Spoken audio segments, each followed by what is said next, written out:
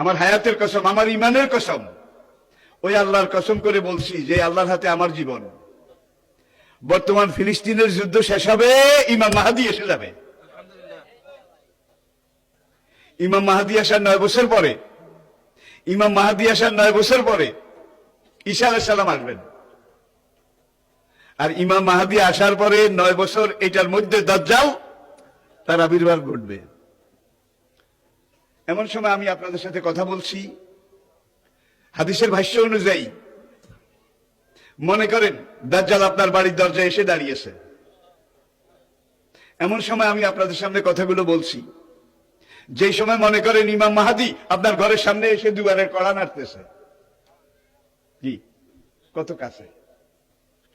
আল্লাহর নবী ইমাম মাহাদি সম্পর্কে, দাজ্জাল সম্পর্কে 70টা ভবিষ্যৎবাণী করেছেন। কয়টা?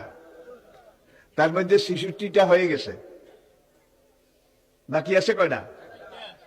এই 4টার মধ্যে কিন্তু ইয়াজুজ মাজুজ বাইর হবে, সব খাইয়া ফেলাইব। এবার দাব্বাতুল আরদ কোরআনে আছে, দাব্বাতুল আরদ মক্কা এবং তায়েফের মাঝখানে জমিন ভেদ করে একটা জন্তু উঠবে। সেই জন্তুটা রাতের শেষ প্রহরে মাথা উঁচু করবে। মাথা এত উঁচু করবে, কাবা থেকে দেখা যাবে, ইয়ামান থেকে দেখা যাবে, বাইতুল মাকদাস থেকে তার কল্লা দেখা যাবে।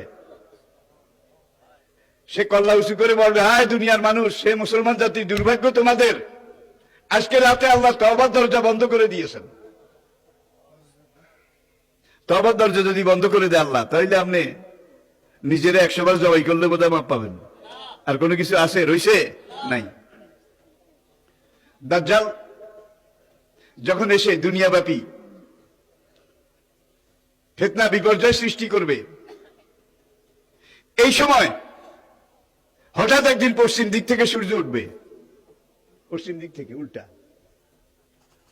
আজকের বিজ্ঞানীরা স্বীকার করেছে, নাসার বিজ্ঞানীরা বিশেষ করে, যে হ্যাঁ, দুনিয়ার পরিবেশ পরিস্থিতি কর্মযোগ্য এমন ভাবে ঘুরছে, এমন ভাবে হচ্ছে যে এমন সময় বেশি দূরে নাই, সূর্য পূর্ব দিক থেকে না উঠে পশ্চিম দিক থেকে উঠবে। নবী 1500 বছর পর আগে বলেছেন, আর বিজ্ঞানীরা এখন এটা স্বীকার করে, স্বীকার। এবার আসুন একটা হাদিস। কালা রাসূলুল্লাহ সাল্লাল্লাহু আলাইহি ওয়াসাল্লাম, আল খেলাফাতু বাদি সালাসুনা আমান। আমি নবী দুনিয়া থেকে চলে যাওয়ার পরে, আমি নবীর বিদায়ের পরে দুনিয়ার বুকে পূর্ণাঙ্গ ইসলামী খেলাফত থাকবে 30 বছর। কয় বছর? সালাসুনা আমান, 30 বছর পূর্ণাঙ্গ